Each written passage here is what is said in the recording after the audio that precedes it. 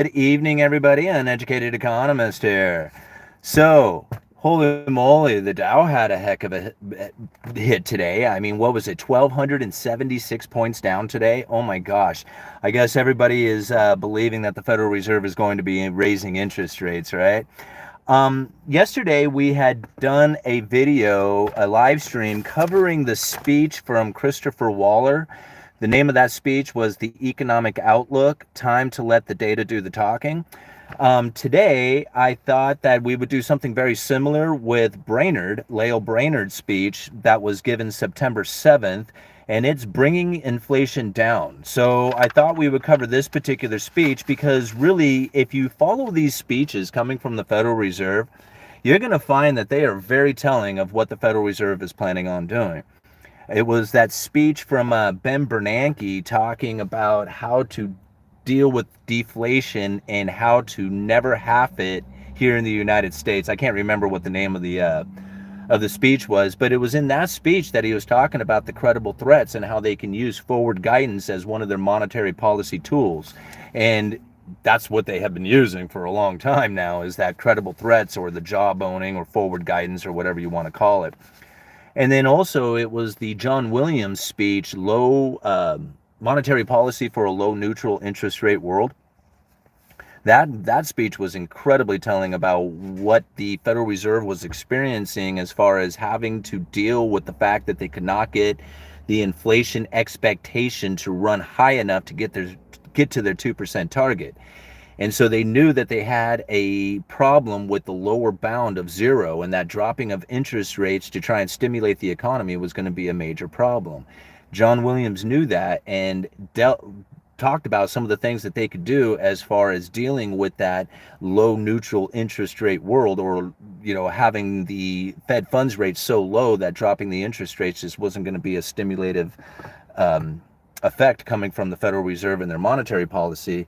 And it was in that speech that he was talking about average inflation rate and, getting the inflation expectation to run extra hot, extra long for an extended period of time. I mean, he talked about all that stuff, and it was way before COVID or any of that stuff happened. I saw I got a super chat up there. It said, railroad strike coming, get ready for more nonsense. Yeah, I can see that one happening as well. Yeah, and that's not going to do well for the supply chain. But anyway, let's kind of go over the speech here and see if we can come up with some good things to talk about here. Yesterday's video took about a half an hour to do, so I'm assuming that we're probably going to be somewhere around that neighborhood with this particular speech, especially if I break it down and talk about it. I'm not on a time constraint here, but I do only have about 70% on the battery of my phone, so that might limit us to how long we can do this video for. But anyway, let's get started, yeah? All right, 136 of you. Be sure and hit the like button when you come into the video here. YouTube will grab the video and start sending it around for other people to come in and join in on the chat. So it's makes it a lot more fun. So all right, here we go. This is Lael Brainerd's Bringing Inflation Down. She is, let's see, this was given at the Clearinghouse and Bank Policy Institute of New York, September 7th, 2022. And it goes to start here. Over the past year, inflation has been very high in the United States and around the world. High inflation imposes cost on all households, especially low-income households. The multiple waves of the pandemic, combined with Russia's war against Ukraine, unleashed a series of supply shocks hitting goods, labor, and commodities that, in combination with strong demand, have contributed to the ongoing high inflation. You know what I think is funny about that is the supply shocks hitting goods, labors, and commodities was self-inflicted, and that in combination with strong demand, which came from the stimulus, which is also self-inflicted, have contributed to the ongoing high inflation. So what they did is they caused the inflation, what they were looking for, and pretty much says it right there in that sentence. With a series of inflation supply shocks, it is especially important to guard against the risk that households and businesses could start to expect inflation to remain above 2% for the longer run. There's risk with that, they say, right? All right, which would make it much more challenging to bring inflation back down to our target. The Federal Reserve is taking action to keep inflation expectations anchored and to bring inflation back to the 2% over time. Now, that's important to kind of think about because the Federal Reserve doesn't just talk about inflation, they talk about inflation expectation, and they talk about those two things separately. Like a lot of people will hear inflation expectation and just relate it to inflation, thinking it's the same thing. It's not the same thing. The Federal Reserve looks at inflation expectation, what the people are expecting, and what inflation really is. And it's all about the inflation expectation. They want to make sure that they can keep that well anchored. And they want to make sure it's anchored near that 2%. So once it was down below the 2%, they couldn't get anybody to, or they couldn't get anybody, they couldn't bring the inflation expectation up to that 2%. They shot it way over the 2%, got inflation expectation to run really wild. And now it's time to tame that inflation expectation back down to the 2%. And that's where their efforts right now are really going to start showing themselves as far as keeping the interest rates elevated. Okay, let's continue on. While last year's rapid pace of economic growth was boosted by accommodative fiscal and monetary policies as well as reopening, demand has moderated this year as those tailwinds have abated. A sizable fiscal drag on output growth alongside a sharp tightening in financial conditions has contributed to a slowing activity. In the first half of 2022, real gross domestic product declined outright. Overall real consumer spending grew at just 1/4 of its 2021 pace, and residential investment, a particular interest-sensitive sector, declined by 8%. So the sizable fiscal drag and output growth alongside sharp tightening. So the fiscal drag, that's like all the government spending and the taxes that you have to pay because of that, and the tightening of the money supply, all that stuff has contributed to the slowing in activity. And if you don't have government spending and you don't have low interest rate, then who's going to stimulate the economy? Right? That's what they're saying. Nobody will. All right. The concentration of strong consumer spending in supply-constrained sectors has contributed to high inflation. The concentration of strong consumer spending in supply-constrained sectors. Okay, so again, I said it was more about the supply chain breakdown and not so much about the monetary policies. So we know that the strong consumer demand really isn't that strong right now, but there is definitely a supply chain constraint, and that is really what's contributing to the high inflation. All right. Consumer spending in the middle of an ongoing but still incomplete rotation back towards pre-pandemic patterns, real spending on goods has declined modestly in each of the past 2 quarters, while real spending on services has expanded at about half of its 2021 growth. Even so, the level of goods spending remains 5% above the level implied by its pre-pandemic level, while services spending remains 4% below its trend. So they're saying that more money is being spent on goods than the services comparatively to what it was before the trend or during the trend. However, I have to think, like, is it really more items being spent, or are they just spending more money on those items? Because it's really about transactions, and just because you're spending more money doesn't mean that you're doing more transactions. It just means that you're spending more on the transactions that you're doing. So it's not really showing that people are out there demanding this stuff. It just really shows that people are spending more money on the stuff that they are buying. So I think that's kind of a confusing statement, or at least a misleading statement, to say that the spending levels are 5% above what they were pre-pandemic. I think that people are spending more money on the items that they get. They're not buying more items, right? So again, it's about transactions. How many turnovers can you do? All right. In addition to fiscal drag and tighter financial conditions, high inflation, particularly in food and gas prices, has restrained consumer spending by reducing real purchasing power. While price increases in food and energy are weighing on discretionary spending by all Americans, they are especially hard on low-income families who spend 3/4 of their income on necessities such as food, gas, and shelter, more than double the 31% of high-income households. So something interesting inside of that, people asked me a while back. In fact, I think there was a video, I'm pretty sure it's on Instagram, where I was asked, what about the high energy prices and causing inflation into the goods and services that we buy? And I said the initial input cost from high oil prices or high energy prices will cause the items that are being manufactured to go up in price, but because the people are basically burdened down with these energy prices, the long-term effects from it will be a slowdown in economic activity, and that's what's happening there from it. That the people just simply can't buy as much stuff. They're more, stuck on buying just the necessities. And considering that the lowest Americans who spend 3/4 of their income on necessities, it doesn't give them a whole lot of room to spend on other items if 3/4 of their income is going to necessities. That's more than double the 31% that high income households spend on their necessities, right? So they got 31%. Like, you can, like, even if you were to double it, still wouldn't meet that of the low income. So high income households don't feel the effects of inflation nearly as bad as the low income. All right. Since the very elevated prices at the pump in June, the nationwide average price of a gallon of regular unleaded gasoline has declined every day throughout July and August, most recently falling below $4 a gallon, according to the American Automobile Association. The rise and fall of gasoline prices played a major role in the dynamics of inflation over the summer, contributing to a 0.4 percentage point to month-over-month personal consumption expenditures inflation in June and subtracting 0.2 percentage points in July. This 0.6 percentage point swing in the contribution of gasoline prices was an important driver of the decline in the month-over-month personal consumption expenditure inflation from 1% in June to negative 0.1% in July. It sounds like gas prices put a burden on them, is what it sounds like to me. Okay, let's continue on here. In contrast, food price pressures continued to worsen, reflecting Russia's continuing war against Ukraine, as well as extreme weather events in the United States, Europe, and China. The personal consumption expenditure index for food and beverages has increased each month this year by an average of 1.2%, resulting in an 8.5% cumulative increase in the index year to date through July.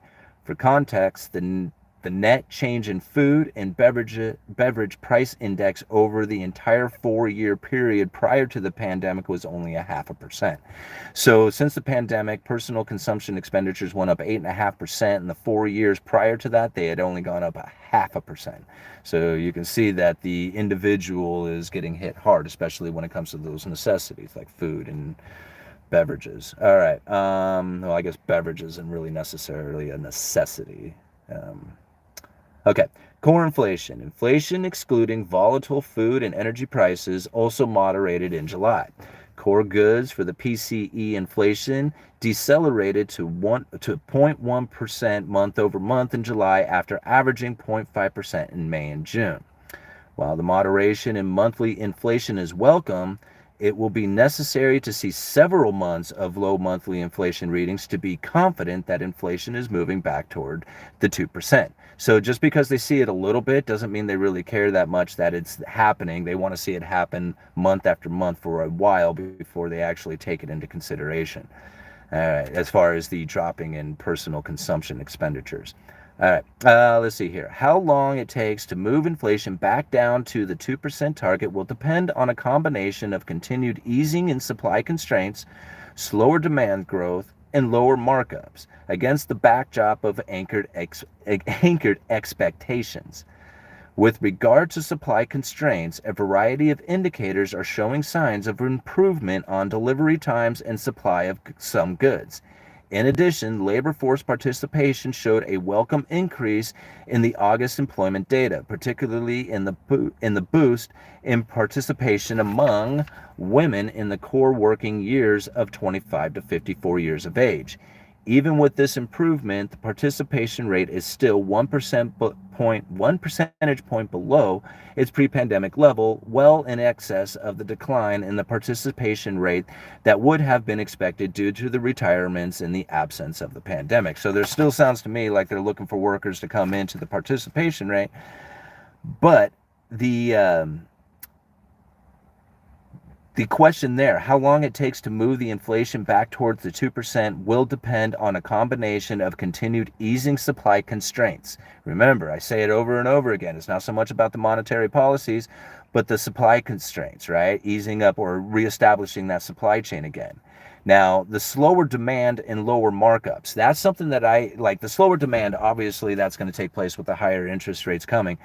But the lower the markups, that's something that a lot of people are saying that the corporations out there were greedy bastards, and during the inflation scenario and scare, they started marking things up like incredibly high, like just because they could get away with it.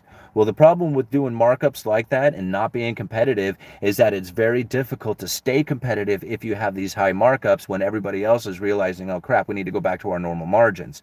So I know a lot of people were accusing corporations of doing this. I have a tendency to believe a little differently because I work retail and knowing how hard it is to be competitive with your products. I know a lot of people shake their heads at it, but that's what I was experiencing from it. All right.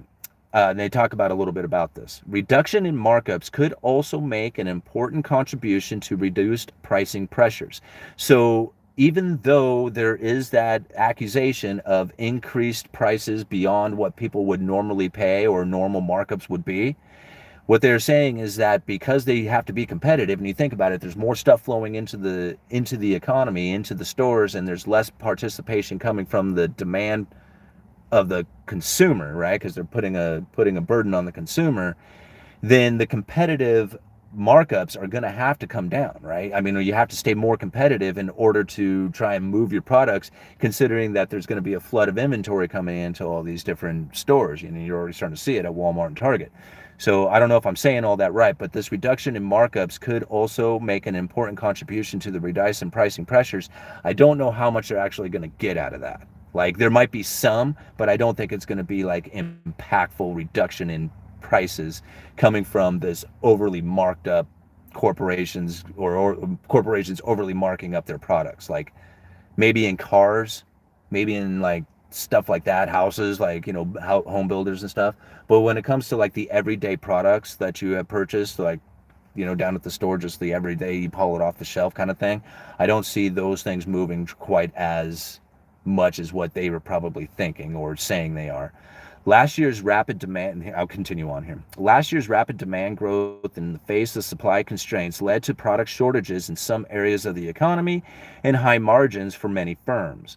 Although we are hearing some reports of larger retailers planning markdowns due to excess inventories, we do not have hard data at an aggregate level suggesting that businesses are reducing margins in response to more price sensitivity among customers. So they suspect it, but they don't see it, and I'm not thinking it's going to happen. So they might say it all they want or believe that it could, but I don't think it's going to happen. Not the markups being brought down, not like that anyway.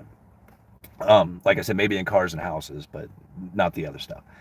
At an aggregate level, the second quarter measures of profits in non-financial sector relative to GDP remain near post-war peak reached last year. All right, let's see here. Moving on. Using the available macroeconomic data, it is challenging to measure directly how much firms mark up their prices relative to their cost. That said, there is evidence at the sectoral level that margins remain high in areas such as motor vehicles and retail.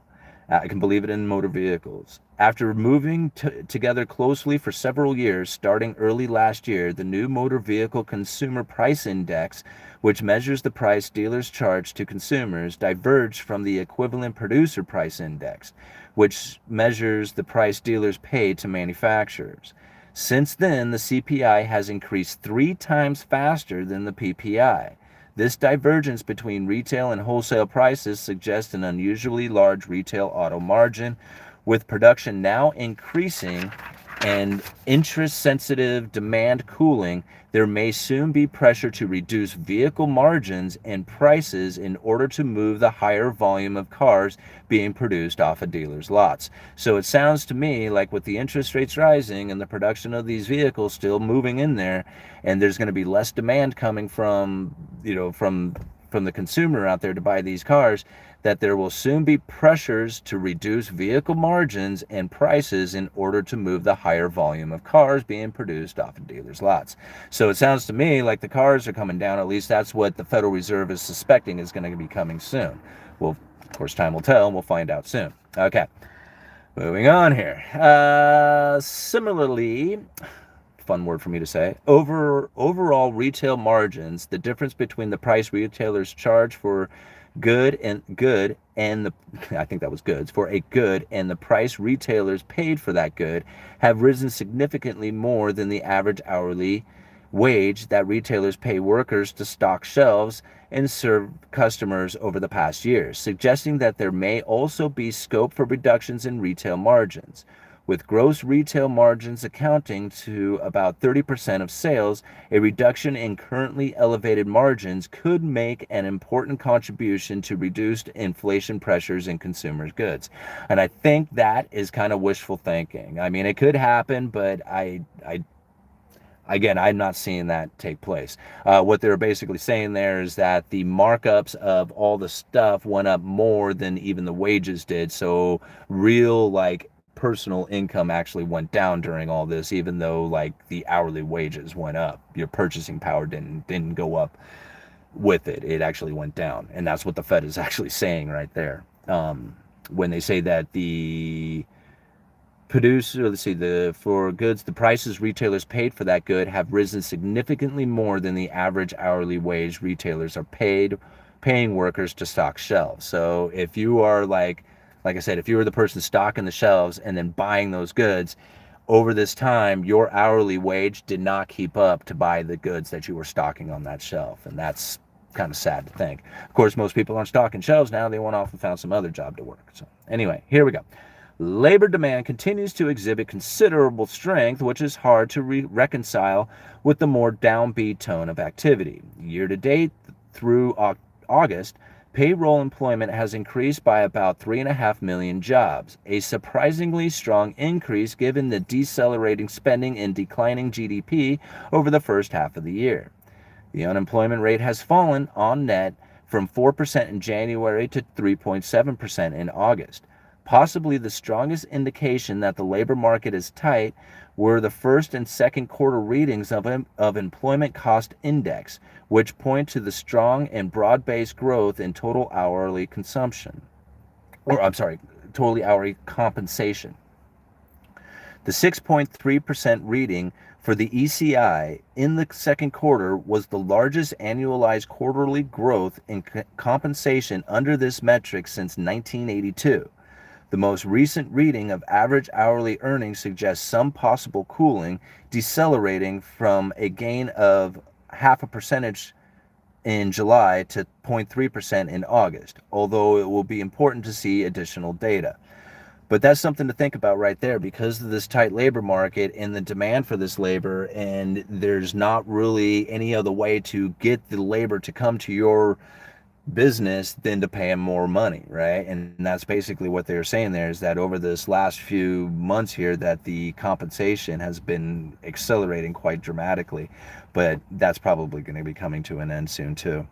Let's see here. The deceleration of economic activities thus far this year has coincided with only a slight easing in jobs openings on net since their peak in March. The currently high level of job openings relative to job seekers remains close to the largest in post-war history, consistent with the tight labor market.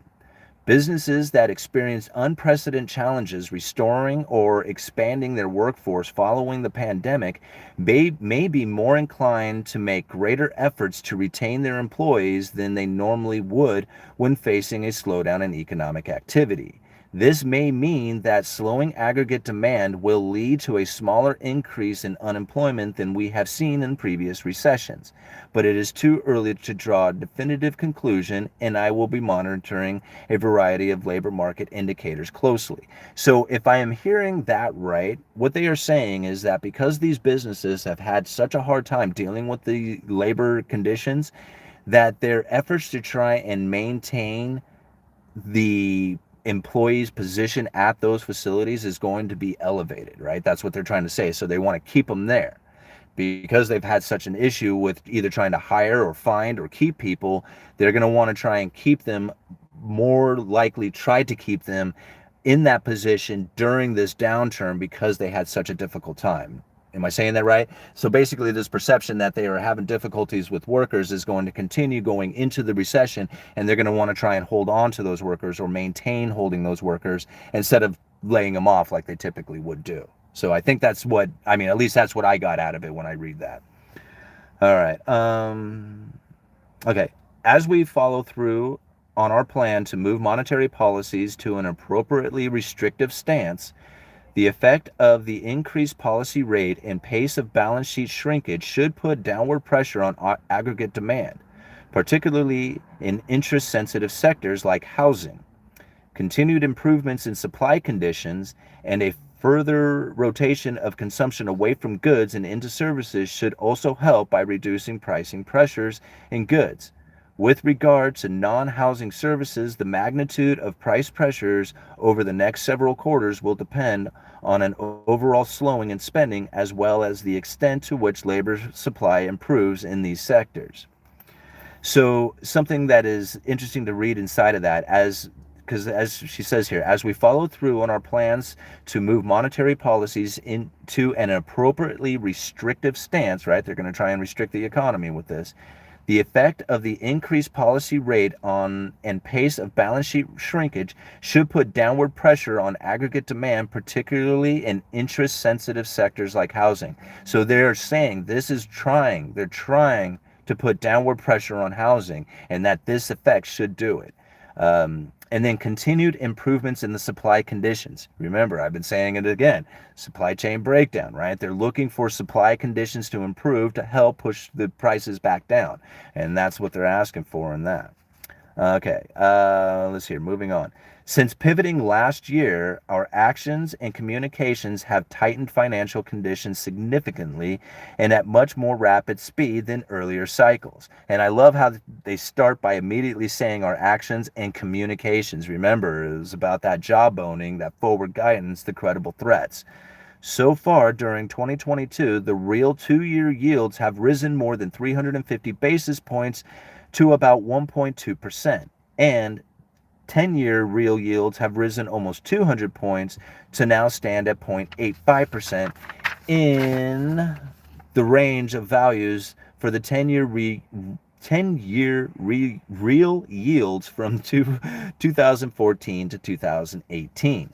The rapid tightening in monetary policy is also reflecting in a significant increase in the projected real short rate. The blue chip financial forecast has expected short rate moves to be above 0.5% in real terms to a significantly higher level than pre-pandemic within the next 12 months. All right, so it sounds to me like if you kind of think about it from just that first part, the real yields have risen more than 350 basis points to around 1.2%. So you think about like the real yields, the real interest rates. The easiest way to kind of understand real interest rate is if you can imagine an investor who is going to get a 2% return on their investment. They have an inflation expectation of 1%. The real interest rate will be 1%, what the investor plans on getting. If you can lower the inflation expectation, right, the real interest rate goes to 2%, what the investor is anticipating they're going to get from their investment after the inflation expectation. What they are saying is that even with this elevated expectation, this inflation expectation, the real yields on the 2-year, let's see, have moved 350 basis point, about 1.2%, right? So that's above, like, because like I don't know what is the 2-year at right now. It's like at 4% or whatever. So after the inflation expectation, the real interest rate is 1.2%, the real yield on that. And what they're saying is that that is in line from earlier, from the 2014 to 2018. So the inflation expectation, I think, is really coming in line with what they are anticipating it was going to be. They elevated the inflation expectation. The interest rates have risen. Those interest rates have risen to compensate them for the inflation expectation that they're getting, and that is well in line with what they were anticipating it being from the 2014 to 2018. Could be getting that wrong, but that's kind of what I hear out of it. Okay. Almost done. At some point in the tightening cycle, the risk will become more two-sided. The rapidity of the tightening cycle and the global nature, as well as the uncertainty around the pace at which the effects of the tighter financial conditions are working their way through the aggregate demand, creates risk associated with over tightening. And if history is any guide, it is important to avoid the risk of pulling back too soon. Following a lengthy sequence of adverse supply shocks to goods, labor, and commodities that, in combination with strong demand, drove inflation to the multi decade highs, we must maintain risk management posture to defend the inflation expectation anchor. While we have no control over the supply shocks to food, energy, labor, or semiconductors, we have both the capacity and the responsibility to maintain anchored inflation expectations and price stability. Now, that is something to kind of think about there, because there is risk going in with tightening or over tightening. But if history has any guide, it is important to avoid the risk of pulling back too soon. That's where I say that holding interest rates elevated, even when inflation drops, is going to take place, right? They're going to keep interest rates elevated for an extended period of time, even after inflation has dropped. And I believe that is what they are saying right there, right? That if history is any guide, it is important to avoid the risk of pulling back too soon. All right. Okay. Last paragraph, and then we'll be done with this. We can talk a little bit. We are in the for. Okay. We are in this for as long as it takes to get inflation down. So far, we have expeditiously raised the price or the policy rate to the peak of the previous cycle. Right. So now they're back to where they were when they had to actually reverse course. So now they're back to where that previous cycle was. The policy rate will need to rise further. Right? Again, this is somebody who sits on the FOMC, the Federal Open Market Committee, who votes on monetary policy. They say we'll need to raise further. As of this month, the maximum monthly reduction in the balance sheet will be nearly double that, or double the level of previous cycles. Together, the increase in the policy rate and reduction in the balance sheet should help bring demand in alignment with supply. So the supply is really low, they're going to bring the demand down really low too, and hopefully supply will eventually meet up to that demand that they bring down. All right, monetary policy will need to be restrictive for some time. Think about that. They're not going to be lowering interest rates or trying to stimulate the economy. Monetary policy will need to be restrictive for some time to provide confidence that the inflation is moving down to the target. So even after the inflation is coming down, they want to make sure that they bring that inflation expectation in line with that 2% target that they are shooting for, and that they will keep those interest rates elevated to make sure for some time, right? Monetary policy will need to be restricted for some time. We don't know what some time is, but it's going to be some time to provide that confidence. All right. The economic environment is highly uncertain, and the path of policy will be data dependent. I love that. While the precise course of action will depend on the evolution of the outlook, I am confident we will achieve a return to the 2% inflation. Our resolve is firm, our goals are clear, and our tools are up to the task. Woo! Thanks for hanging out with me for the 33 minutes it took me to go through all that. I am not the greatest reader, but I did manage to make it through that. So anyway, is there anything that we want to bring up out of that speech in particularly? Because it sounds to me from the last few speeches that I have read that they are planning on keeping the interest rates elevated even after the inflation comes down. That is going to bring prices down, right? So the inflation comes down, interest rates are going to stay elevated. It is at that moment that those who have saved their cash will have their day. They will be able to buy goods incredibly cheap, right? But you're not going to be able to borrow money for it. Well, you could borrow money, but you're going to pay a higher interest rate for it. So that's going to be your moment. That is why I've been saying to get into cash, is because we have this time coming for us. Now, granted, holding on to cash has been a very risky thing to think of or consider. With all the inflation that was taking place out there, you were watching your purchasing power just vanish away every day as that was taking place. but it was going to end at some point. Now, how far down it goes and what it is that you're going to plan on buying or using that for, whether it's even just investing into the stock market or something, that time is coming, and I'm looking forward to it. 543 of you. Awesome. Be sure and go and hit that like button. Let's get more people up in here. I can hang out for another probably about an hour or so if you like. Cash is king, absolutely. Good work. I believe you are honest, rare commodity. Well, thank you. And I definitely try to be honest. I mean, I don't have anything to sell yet, right? When I have something to sell you guys, then you can question whether or not I'm being honest or not with you. But even whatever it is I go to sell you, it's going to be something that's honest and from me, like a book or a course. People tell me that I need to put a course together, and I'm not sure what kind of course would I put together. I don't know what that would be, you know. But I could write a book. I mean, I'm thinking about rewriting Cantillon's essay on economic theory. I think that would be a fun one to rewrite. All right, why is there green tape on Simon? Looks like fall out of your window. It looks like fall out your window. Simon, don't read. It's boring. Yada, yada, yada. Yeah, it kind of is boring, isn't it? I'm sorry. Whoa, there was a huge super chat in here. I got to go find that. I'm covering up the label because I'm trying not to have any labels. So it's the company that I work for. So I don't know. I don't think Jeff would care, the owner of the company, but I just put it up just to cover up the labels. Let's go find that super chat. TMC, my gosh, thank you so much for the $100. That is incredible. Yes, we have inflation in 2022. Overall CPI went up 0.1% over July.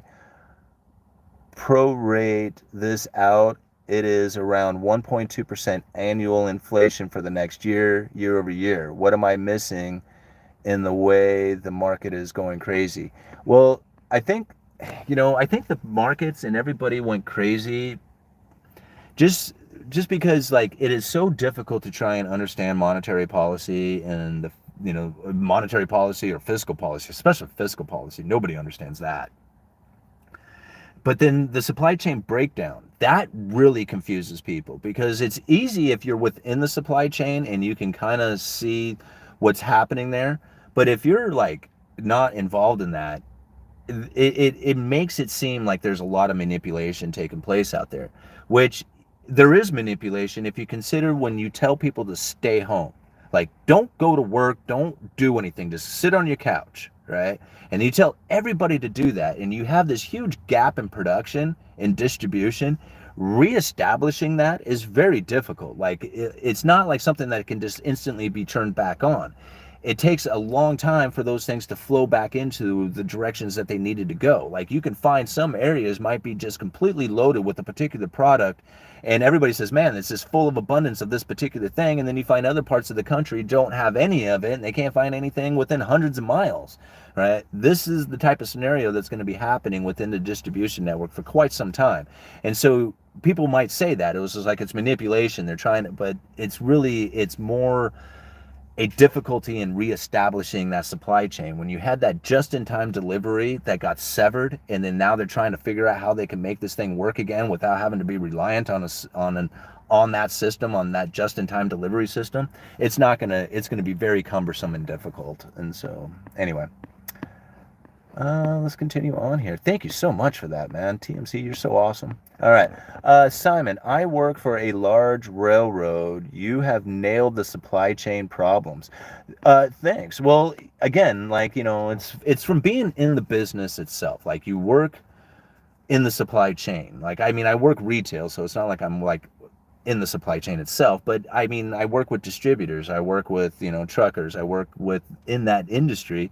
And then not to mention, like, I'm talking with, like, people who run mills and stuff, and I'm listening to their problems, and then I'm getting reports on it, and I'm like, man, this has a lot to do with trucking and rails and, warehousing and stuff like that, not being able to have warehouse space because of this just-in-time delivery service broke down. So they started building all these warehouses, right? Well, now they're not going to need the warehouses, so we're going to have a problem with that as well. I mean, these railroads, I mean, you only have so many people who can, operate the train yards. And if you have difficulty finding labor to do this stuff, you're going to have bottlenecks and frustrations and problems that, exist for some time after that. It doesn't take very long to break it down, but it takes a hell of a long time to reestablish and fix it, All right. I know more plugs that hold more than your bank. Stop this, it's trash. I don't understand that. I don't. Let me read that again. I know, maybe you know more plugs. I know more plugs that hold more than your bank. Stop this, it's trash. All right. All to keep the dollar up. Let's see here. Hey, lumberjack landlord. How's it going, Matthew? 2% is low. King dollar, it's the lowest it's ever been. Talking about inflation? What are we talking about? All right, drug dealers he's referring to. Oh, okay. Just waiting for all-time lows for stocks and cryptos so I can buy bulk.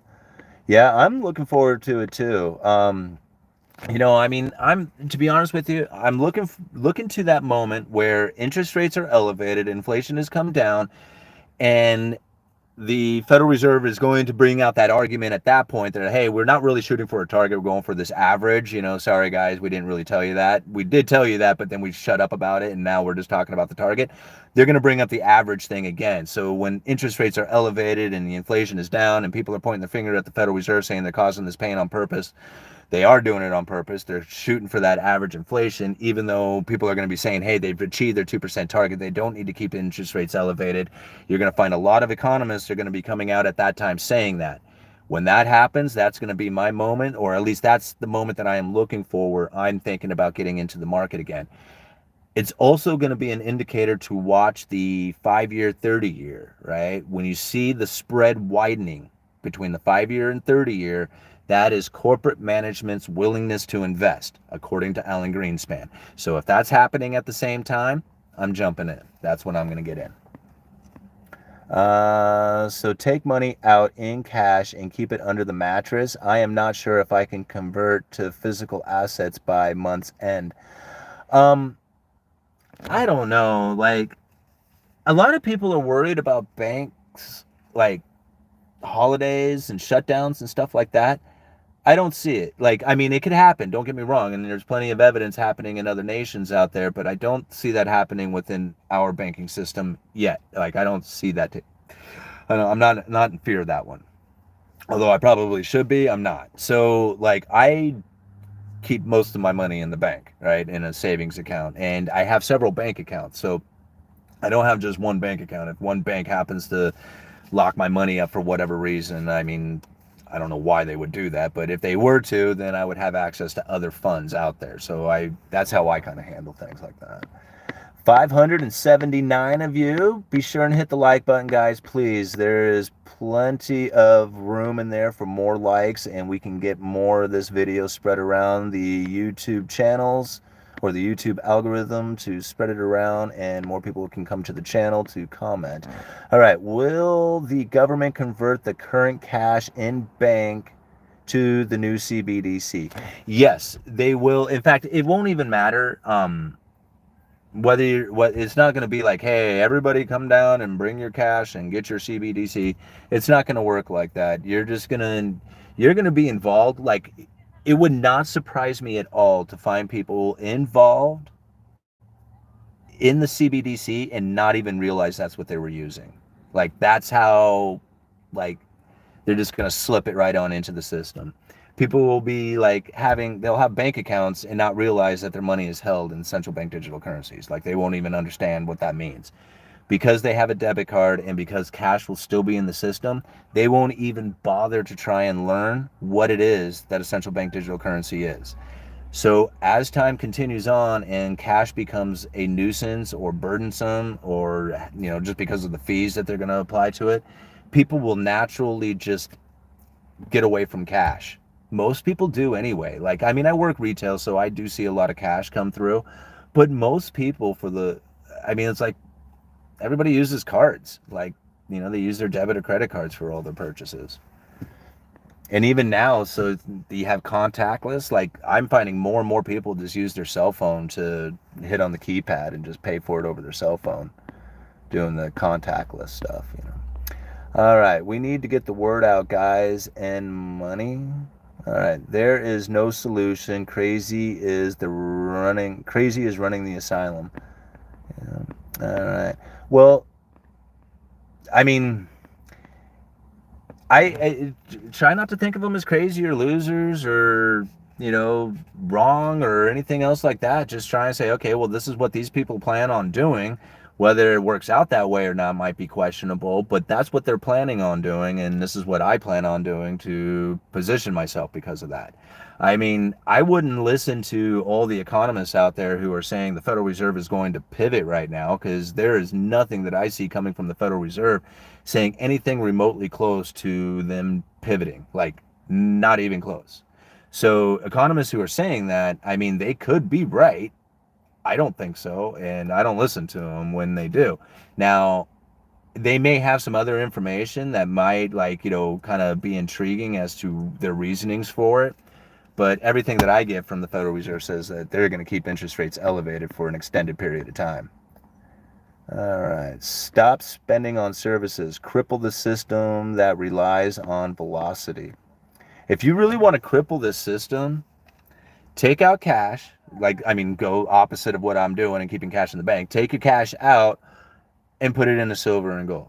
Like, save all your money in silver and gold and hold no money at all in the banking system. And you will, if every single person was to do that, the system would be, it would not look the way it does today. I assure you.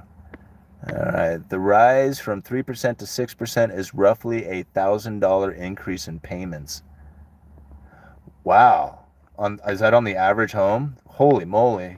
I don't, well, I guess, yeah. I mean, I know the house payment, like, considering what I ended up signing for on my house comparatively to what you would end up paying today, it's probably pretty close to $1,000 a month. I mean, I'm so glad I got my house when I did, considering the interest rate that I got on it, because I got it at like 3.25, and I kid you not, it was like a month later is when interest rates really shot through. Ooh, okay, let's try talking again. Shot through the roof. All right. Lumberjack Landlord, thank you so much for the $20. If you guys have not been over to Lumberjack Landlord's channel, you should check it out. The dude is super informative when it comes to understanding the real estate market and how to invest in the real estate market. Matthew is such an awesome guy, and he's so cool. We've talked several times, and I can't brag him up enough. Great stuff. Okay, rents are lagging. And what did he have to say? Rents are lagging, so we haven't seen much of a huge jump in rent in CPI, and oil being down is only because we are draining reserves. I have spoken with hundreds of landlords this year, and no one is up less than 10% increased in rent. And no one is up less than 10%. So everybody is increasing their rents dramatically because of that, huh? All right, Dogecoin, anyone? I own a little bit of Dogecoin. I bought it, like, I remember when I first got Dogecoin, it wasn't worth anything. I mean, it was like just a few months after it had come out. And I was flipping coins on this damn crooked exchange called Cripsy.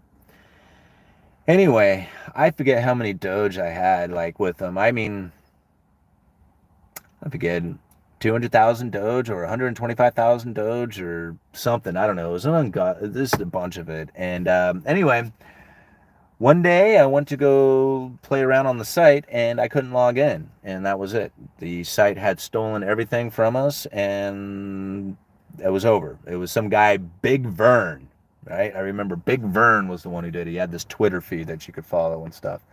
Anyway, old Big Vern, he stole everybody's money. And there was an FBI lawsuit, like class action lawsuit, but at the time, it was shortly after that cryptos really had tanked. So even if I was to be involved in that, that lawsuit, you didn't get paid back in crypto, you got paid back in cash, right? If you got paid back at all.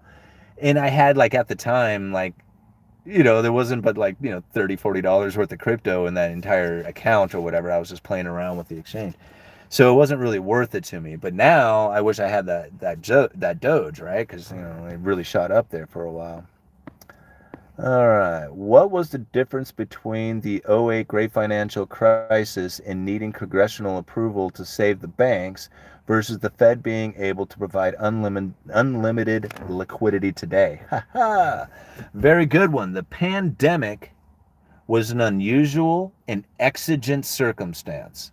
If it wasn't for the pandemic, they never would have been able to do any of that quantitative easing or the fiscal stimulus that came from it. All that stuff was due to the unusual and exigent circumstances. Now, the special purpose vehicles that they had set up, which was the lending facilities that backstopped every corner of the financial market within the economy, those special purpose vehicles were the backbone of the entire like bailout system that had taken place during the pandemic. A lot of people don't realize that corporations were bailed out during the pandemic. The people were bailed out, the corporations were bailed out, and it was like a pre-bailout because there was a recession then, right? And it's not bailing out for that recession. They were bailed out for the upcoming recession that we're about ready to experience. They're already sitting on the cash that, they basically were able to acquire through the selling of bonds during incredibly low interest rates. So these corporations gorged on incredibly cheap debt, and now a lot of them, the viable companies, are sitting on a lot of cash. So during the downturn, they can still be able to operate, run their businesses, pay their bills, their bondholders, whatever. But the bailout that you would normally see during a recession isn't going to take place during this recession because they already did that bailout during the pandemic with the unusual and exigent circumstances. So that's the major difference between them, at least that what I saw. And it still took congressional approval, didn't it, to make this stimulus thing happen? I mean, but they had the unusual and exigent circumstances, so everybody just said yes. All right. Simon, your thoughts on the strike on railroads? Again, until it actually happens and we see what takes place from it. I mean, at the railroad shutdown, if there's a huge strike on that, it's gonna get really ugly for the supply chain. I mean, trucks and rails. That's what moves stuff around this nation. And if those guys go on strike, it's going to get very difficult. I couldn't tell you what it's going to look like or what the environment's going to be, but it's not going to be easy. Again, until it actually happens, I don't know. You can only you can only guess. By the numbers, rents are up 10 to 40% to Ben. This is thank you, Lumberjack Landlord, for the $10. By the number, oh, damn spider! Look at that, guys. Can you see it? Put him outside. All right. Let's see here. CPI will get over 10, I believe, and hasn't peaked. Thank you, sir. You are a true patriot. Thank you for all you do. Well, thank you, Matthew, and I really appreciate the $10 and the $20 and everything else you've ever done for me, man. You're you're really helping me out. I had probably one of the baddest attitudes, literally not a good attitude, a very bad attitude when it came to real estate. And after I purchased my house, really it was Matthew who started talking with me, and it gave me at least to get away from the bad attitude of it. I don't know if I necessarily have a good attitude towards it, but it definitely opened my mind to saying, hey, just don't have this negative bad attitude towards real estate. It's done pretty well for me. And so I can't thank you enough for that, Matthew. I very much appreciate it. And yeah, I agree. I think I don't know if the CPI has peaked out yet or not. I don't think it's going to continue to go incredibly high. I don't think it's going to go dramatically higher. I could be very much wrong on that, but I don't think it's going to be dramatically higher. It may not have peaked, but as far as being scary numbers coming in, I don't know about that. It may take a while for it to come down too. So it may stay elevated for a while, but as far as dramatically rising, I don't see it on that one. But again, I'm just guessing. I could be wrong. There is no homeless in Cuba. That's interesting. All right. We only just begun. Wayne Smith, if you can't fix it, just maintain it. Yeah, it was funny. I watched a video the other day, and the guy was I don't know, cleaning up a roof or something. He says, hey, it doesn't suck being poor. You just suck at being poor. And, he was talking about like fixing up and maintaining the things that you have and stuff. And it's like, that's really true. You don't really need a lot, but, the things that you do have, you can maintain and keep in good conditions and stuff, and use it up as long as you can. You don't really need to have a lot of money. All right, Spider travels from afar to see UE live, gets escorted promptly. He's, you never know. He might move into the mirror. Remember, we used to have a spider that lived in the mirror there. All right. The point of crypto is to eliminate the middleman. I don't think so. I mean, it could be. I mean, it could be a result of it, but I think the point of, and not necessarily crypto, but definitely the central bank digital currencies, to me, that's the introduction of that is more of about trying to establish and maintain an economy with negative interest rates. Because if you have negative interest rates and cash in the system, the people will not participate. They will pull all their money out in cash rather than leave it in the bank to lose it to a negative interest rate. So to me, the central bank digital currencies, the digital currencies, is more about taking the economy into negative interest rates and taking cash out of the system. That's what I feel. Yeah.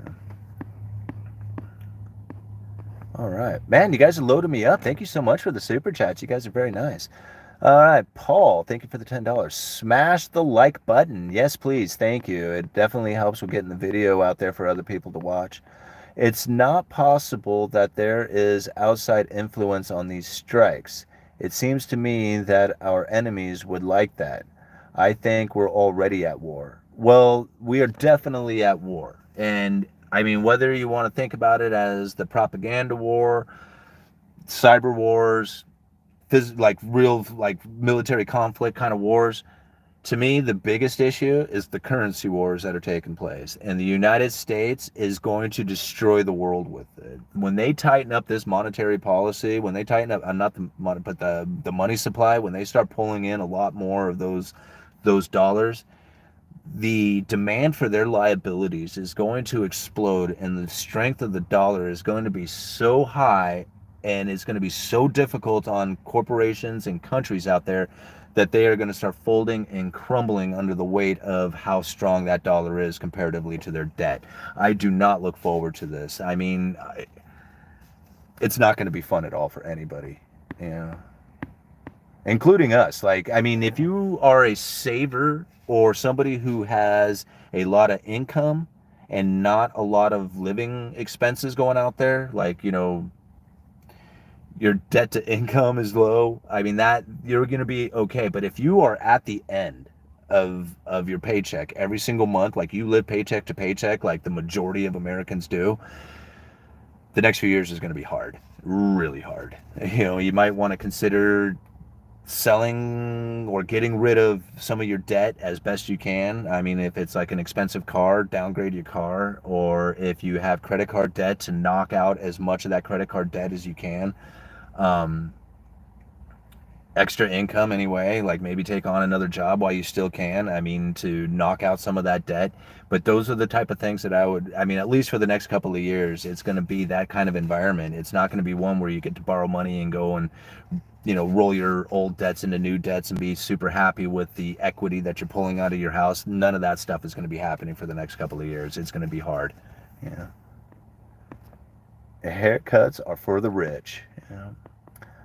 Okay, where are we at down here? All right, my bro who got laid off at Bank of America as a loan officer found a new job at McDonald's for $22 an hour. I don't know how much a loan officer makes, but if you can make $22 an hour and then you could find some other sort of side hustle, like doing YouTube videos or running DoorDash or something like that, it's probably a million times less stressful, and you're probably going to be okay, considering you wouldn't have to maintain a life status like driving the BMW or living in a nice apartment or something like that. Working at McDonald's, people would expect you to be driving a 99 Toyota Corolla and living in a dinky little single bedroom apartment. And if that's the case, then you are going to be in a position in which you can make a lot of money. So getting laid off from Bank of America actually sounds like a blessing. To me, anyway. I don't know. That's all right. What is the most profitable business right now? Making YouTube videos. Okay. Who wants to manage a McDonald's for $22 an hour? Doesn't sound like a hard thing to do. I mean, a lot of it's just like, a lot of people say, man, you could be making a lot of money. It's just like, yeah, but then you would have all this stress in your life. You got to travel, or you got to deal with working weekends, or you got this like super high intense, like, meetings that you have to attend all the time or something like that. I mean, if that's the life that you want to live in order to earn $250,000 a year or something like that, then, that's cool, I guess. But I actually want to enjoy my life. Like at the end of the day, like I don't want to have to be stressed out about my job or stressed out about like, traveling or doing something like that so that I can earn all this crazy income. I mean, to me, like enjoying your life is more important than earning a lot of money. But, you have to earn enough money that you can enjoy your life too. Del Taco is paying $18 an hour right now. All right. Yeah, because some jerk yelling at me about a milkshake is so relaxing. Well, if you are getting yelled at by a milkshake and you're taking that personally, I think you have to reconsider it. I mean, somebody yell at me about a milkshake, I'd be like, bro, enjoy your milkshake, man. I'll make another one, no worries. Right? That's the way I'd be. All right, you're getting old, Simon. We sell our time for currencies. Yep, that is so true. And that's one of the reasons why I like, that's one of the reasons why I actually pushed this channel as much as I did, is because I found out a long time ago that even if you were making a lot of money per hour, like I was working construction, there was times I would make $50+ an hour. And I think at the time I was like, man, I am just rolling it. This is killer, man. I'm making killer money. But there's not enough hours in the day. Right? So you can only work so many hours in a day, and it doesn't matter how much you're getting paid per hour. It's just not enough hours in the day to do it. So in order to really have like a decent amount of money, or to be able to live happily with an income that comes in, you have to be able to earn money while you sleep.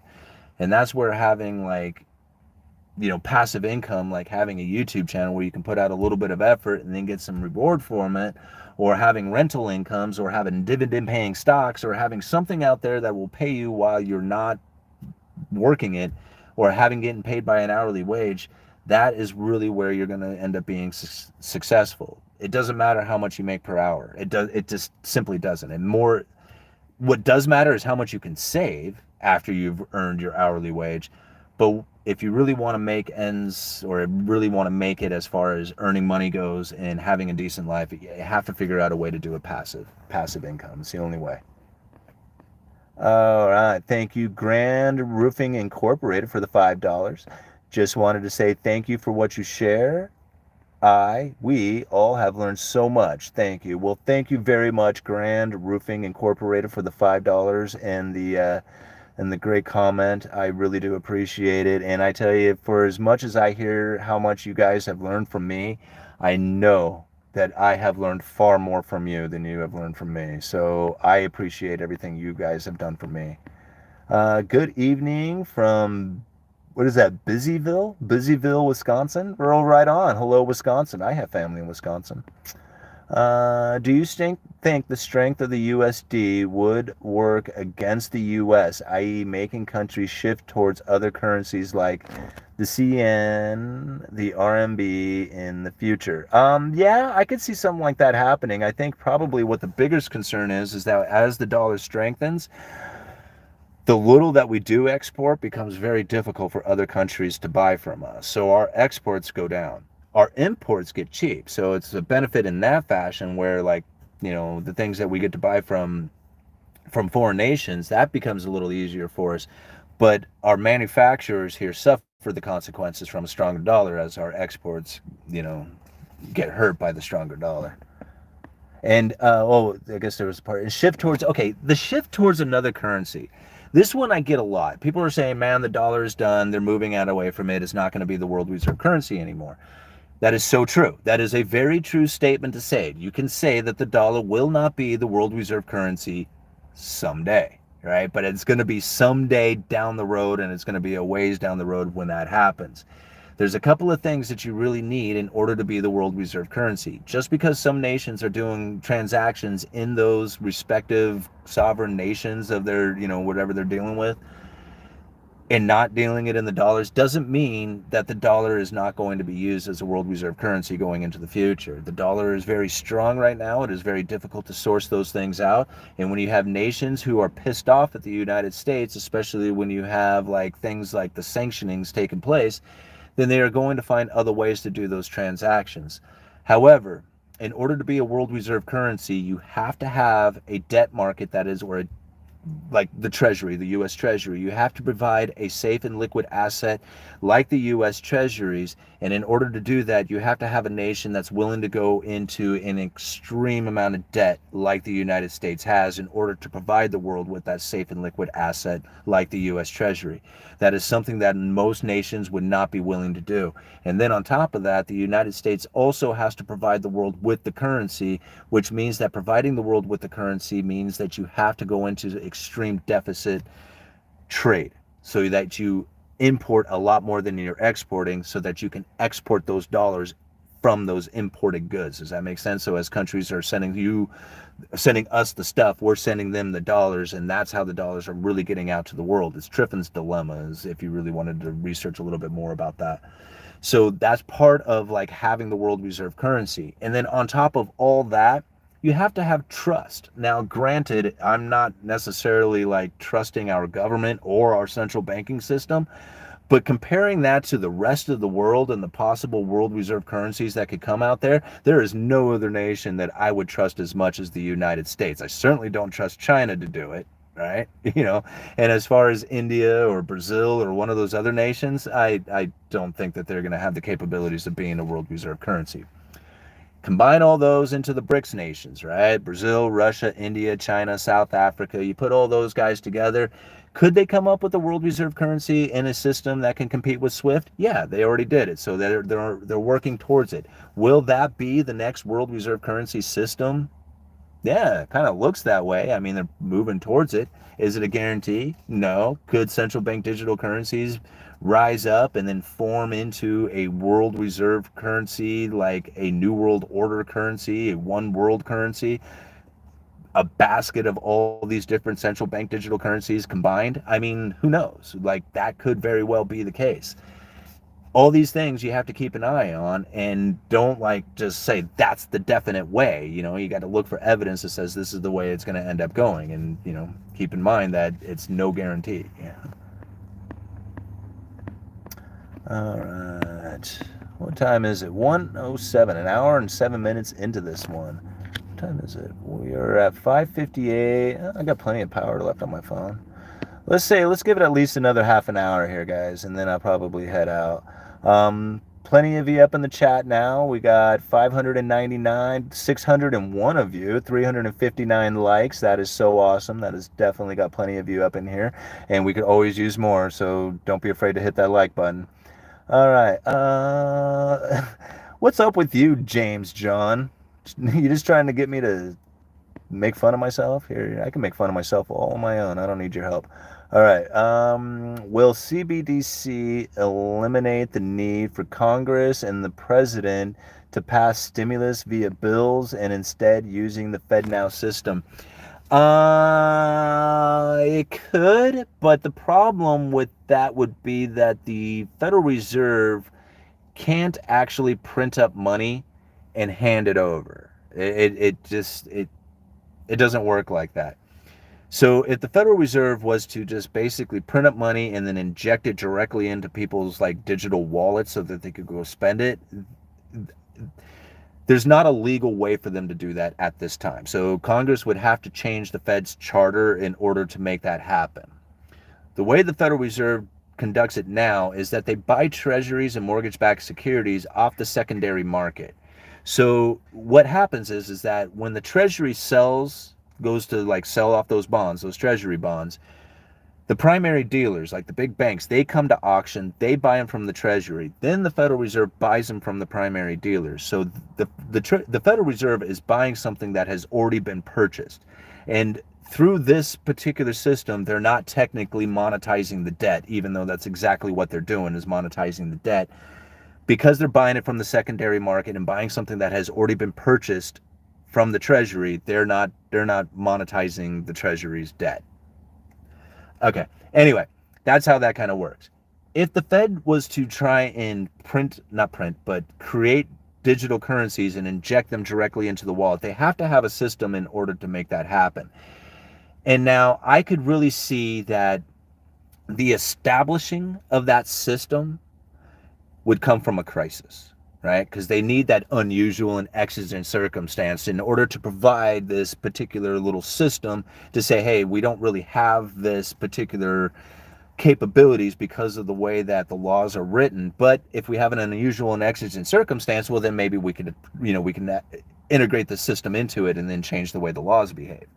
Okay, so during a crisis situation, the Federal Reserve could buy these special bonds, right? These special emergency bonds that are just sitting there waiting for the from the Treasury, right?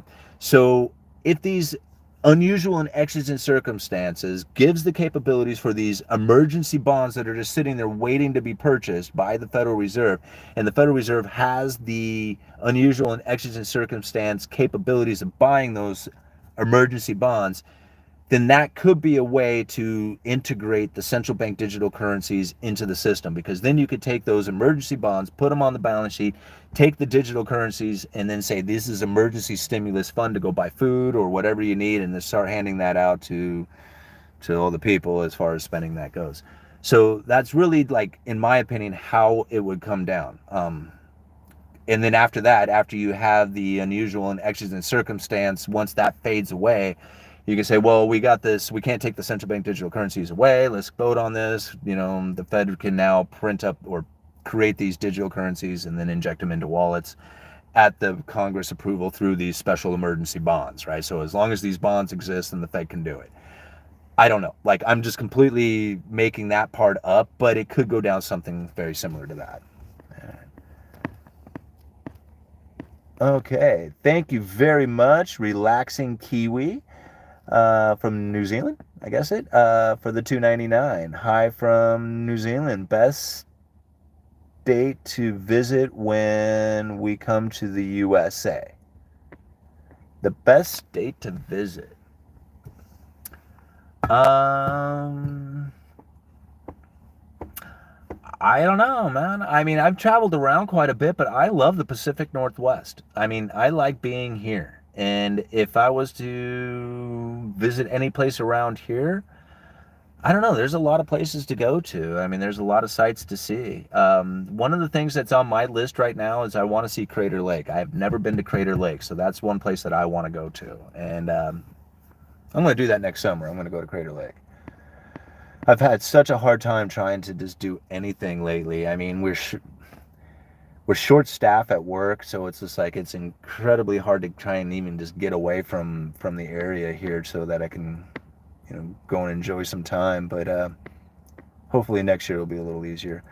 I'm drinking Mike's hard peach and vaping peach juice. Sounds like a peachy evening. Economic roadmap for the next handful of years. Massive deflationary bust and debt collapse, followed by universal basic income issued through CBDC as the solution. Yeah, Tony, I would agree with that. I think that's probably going to happen.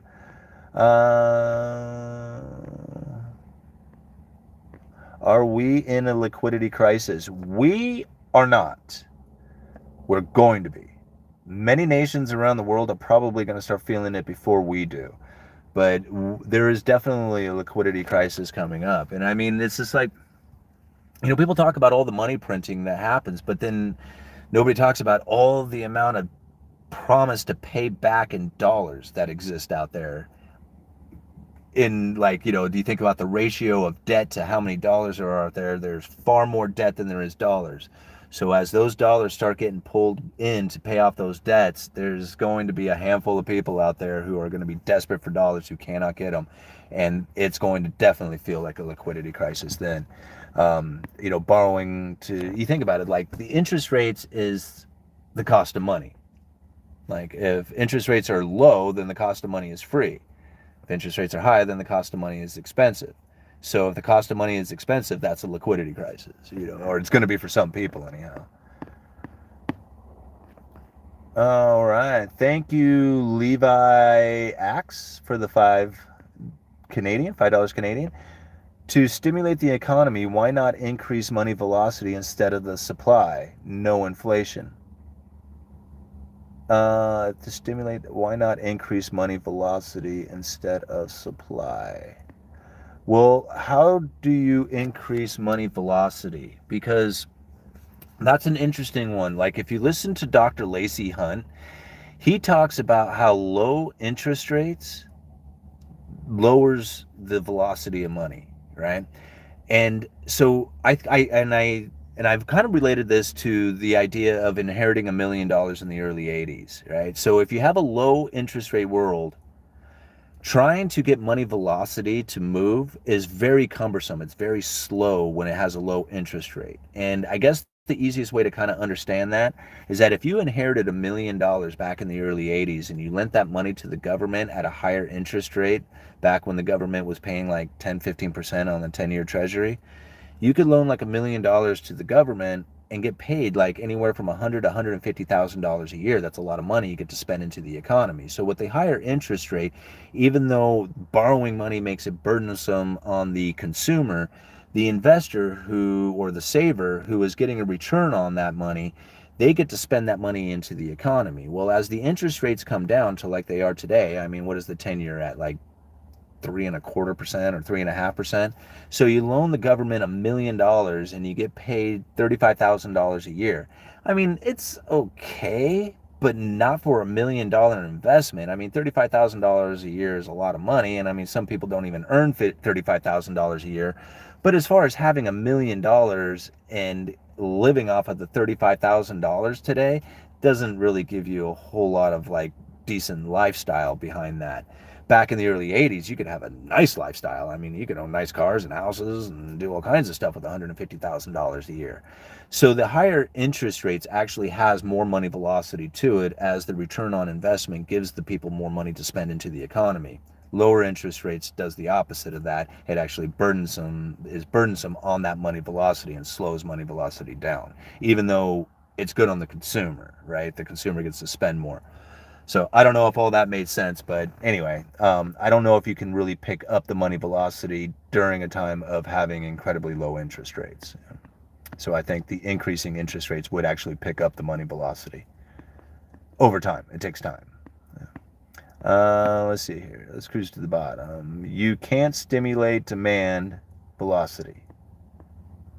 I think you can do it short term, right, with stimulus checks and stuff like that, helicopter money, but it's short-lived. It's not like it doesn't work. It's like just getting high for a little bit, saying I feel better now, but you don't. You just feel high. It's not feeling better. All right. Do you think America will end up being retirement country? I mean, jobs are shrinking, companies migrating, technology evolving, and cost of living shooting to the roof.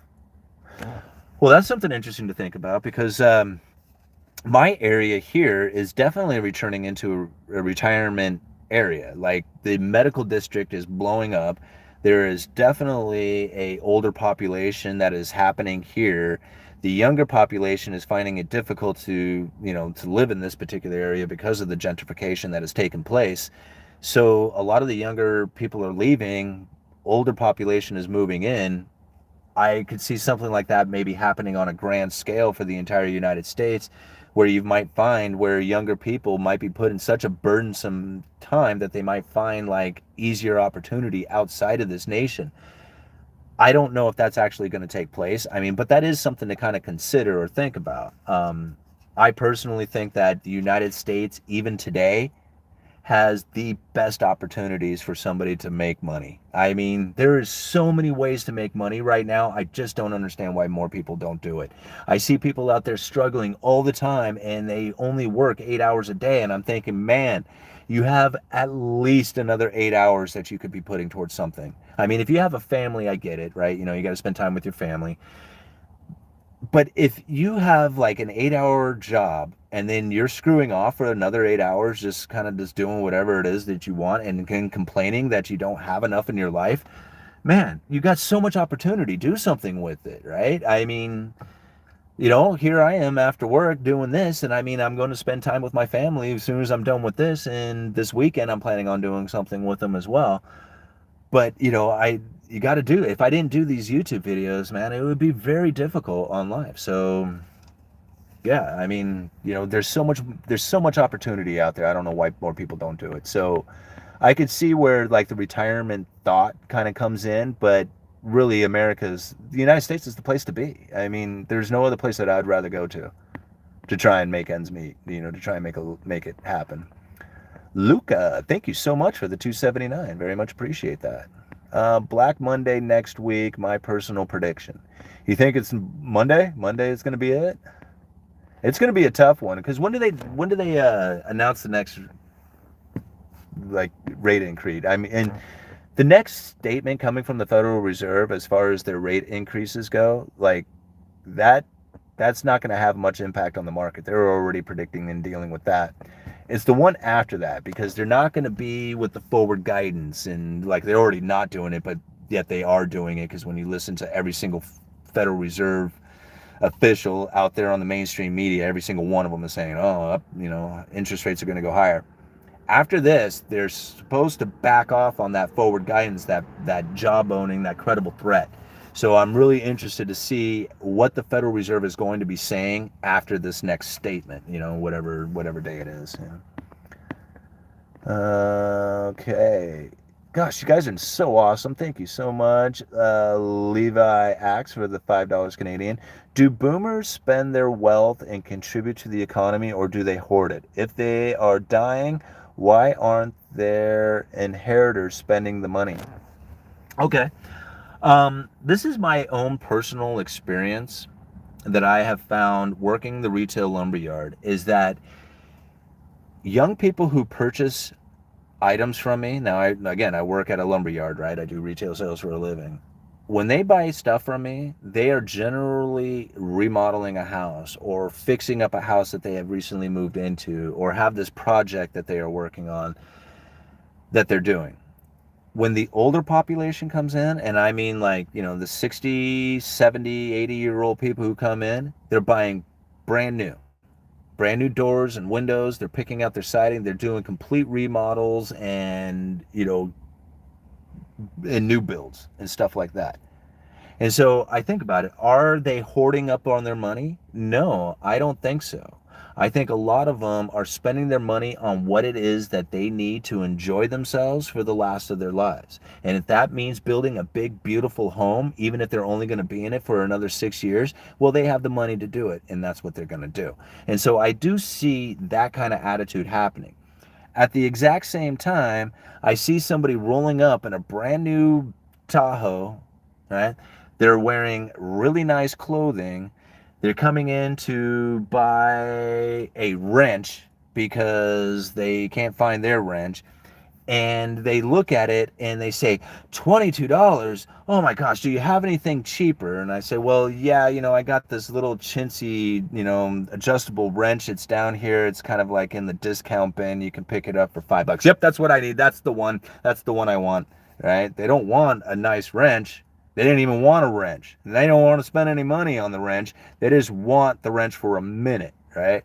And that's the type of people who are going to have a lot of money and hoard up on it. It's because they don't want to spend a single dime unless it's like for their complete comfort, right? You know, so buying something like a wrench is just like something they don't even want to do. If they could like use the wrench and then return it, they would. And that's where like a lot of like I find an older population do it, right? And I mean, don't get me wrong, everybody does this kind of thing. You have to kind of catch them at it if they're trying to. But I see it more prevalent within the older population.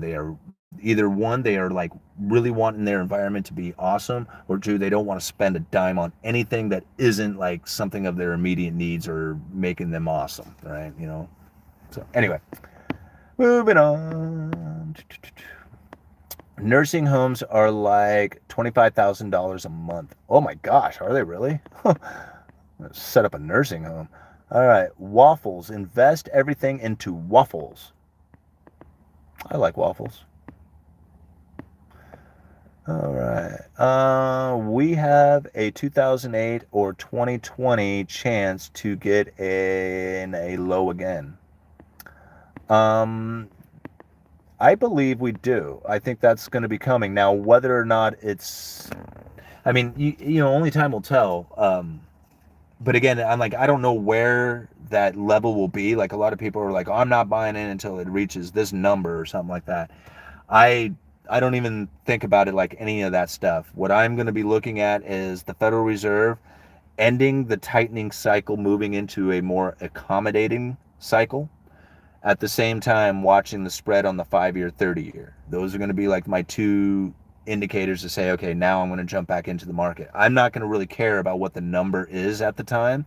Like to say my number is when it hits a particular spot. I'm not going to even like pretend to do that. There's no way. Market timing is like impossible. Nobody ever does it right. And a lot of people will pick numbers. They'll say, I'm not going to buy in until it gets to this number, or I'm not going to sell until it gets to that number. But those aren't really like a logical way of doing it. I mean, I guess it is if you have like a particular dollar amount in mind, but as far as like trying to time the market or trying to get the best bite out of it, I don't look at those numbers like that. I'm trying to look at like the conditions of the environment at the time that I'm doing it, you know. Lots of tasty waffles. Yeah, like a big old stack of waffles. That sounds really good. I'll get that for breakfast here this week. What's up, UE? You are not wrong about market timing. Um, well, when you lose enough money trying to think that you're getting into it at the right time, and then you realize that, man, you just dumped a bunch of money at the wrong time, you stop trying to time it. Like, I mean, you just get to a point where it's just like, man, I suck at timing the market. Like, I mean, I tried, I tried doing it a bunch of times and I thought I was doing it right. And I listened to all these, you know, day traders and stuff like that. And I'm like, man, how do these guys do it? I don't know. I can't figure it out. But I mean, I can kind of figure out the time that I should be dollar cost averaging in and the times that I should not be dollar cost averaging in. And as a saver, it really just kind of gives you that idea that, whether or not you should be participating or not participating, right? Like a lot of people say, buy now, sell here, and I don't do that. It's just like I either am participating in the dollar cost averaging or I'm waiting to do that. And that's my two positions. All right. The best is when you have a heavy-set Southern black woman as your waitress and she calls you sweetheart. That's when you know the food is going to be awesome. Interesting way to determine that, but I'm certainly not going to deny that. I could see where that would be a good way to judge the food. Okay. If you are scalping 1 minute charts, you got to buy and sell within 5 minutes, no lie. Yeah, and that's again like I don't know. I tried a few times. I tried messing with cryptos. I tried doing day trading stuff. A buddy of mine, he made a lot of money when, way back in the day when it ran up. I shouldn't say he made a lot of money. He was able to acquire a lot of money in his portfolio, but then didn't sell and it all dropped. And he was like, man, I went in a portfolio. In this portfolio, it raised and fell $125,000 within the year that he was messing with it. And he goes, dude, I didn't even buy a pair of shoes. Like he messed around with all that money. He didn't spend any of it. Like he just played this game. And I'm like, I will not do that. I will not do that thing. All right. All the doctors and nurses friends that I know still wear their N95 mask when we got out of shopping together. When we go out shopping together. Yeah, I still see a lot of masks myself. But here's the thing that I have found. Every single person that I know who has gotten COVID, all of them had vaccinations. Like every single one of them. And boosted. And so I think to myself, it didn't work, right? I mean, there's a lot of argument for it, and there's fine. Like, I mean, if you want to believe that the vaccinations worked, so be it. I'm not one to like say that, you shouldn't believe that. What I'm saying is like the vaccinations were going to keep people from getting sick, right? Okay, it didn't do that. Well, then they said it was going to keep people from being hospitalized. Well, okay, but that was probably going to be the case anyway, right? I mean, there was a lot of people who did go to the hospital with this damn COVID, and they probably thought that they were going to die because that's what the media was telling them they were going to do. And if you know anything about like being in a condition in which you will like your mind, you will convince yourself that you are sick and dying, right? And if it's in your head that that's what's happening, then that's what your body will go through. Okay. So when people were told you are sick and dying with COVID, then they believe that they are sick and dying, then they are definitely going to want to go to the hospital and they're going to behave as if they are sick and dying. But I watched a lot of people with COVID. Some people didn't even know they had it. Like I've 3 people that I know this week were walking around with COVID, finally got tested. They didn't even, like, one of them went in because they had a sore throat, thought they had strep throat, turned out they had COVID. Another one went in for some other kind of thing that they were going to do, got tested because they were going to, I think it was a surgery that they were going to have done, realized that they had COVID. I mean, it's just like, all these people have COVID and everybody seems to be vaccinated. It's just like, whatever, I mean, wear the N95 mask. One thing I did find is that as I wore this damn mask, because I had to wear one to be at work, that was like the only place that I really was in public, was at work. And occasionally I would go to the store, and again, like, the stores would make you put the damn mask on. During that time when I was wearing that mask, and I'm, whether it worked or didn't, it doesn't matter, I didn't get sick during that time. Like, I didn't catch a cold. I didn't have the sniffles. Like, every year, like, I get some sort of like sick feeling, that I get from, just the wintertime. I mean, having kids, you always get sick because kids get sick at school. But when I wore that mask around for like that year, I don't remember ever even having like the sniffles, a cold, anything like that happening to me. So I'm not going to say that the N95 prevented me from being sick. All I'm saying is like, even if it was like subliminal, like, I mean, I just like convinced myself through some, what do they call that? The placebo effect, like, you put the mask on or you take the pill or something like that and you convince yourself that you won't get sick. I mean, it might have been something like that. I don't know. Okay, let's continue on here. Thank you so much, Levi, for the other 5, man. You keep loading me up. If you read the medical literature, masks are ineffective. Best protection is staying active, diet, stress management. Look who got hit hardest, old and fat. Yeah, I totally agree with that. Like, my youngest, he was 6 or 7. Anyway, he was, I guess, 7 years old when we got sick, because the whole family got sick at the same time. I mean, I felt down, really down for like one day, but then after that, I didn't really feel that, like, I mean, I felt kind of sick, like I had a cold, like a bad cold, but I lost my sense of smell and taste, and that was a trip. The youngest kid, he bounced off the walls like nothing was wrong. He didn't suffer any kind of symptoms or side issues or anything from it. Like, he didn't even notice he was sick. But I tell you, losing your sense of smell and taste was a trip. That was like really, really weird.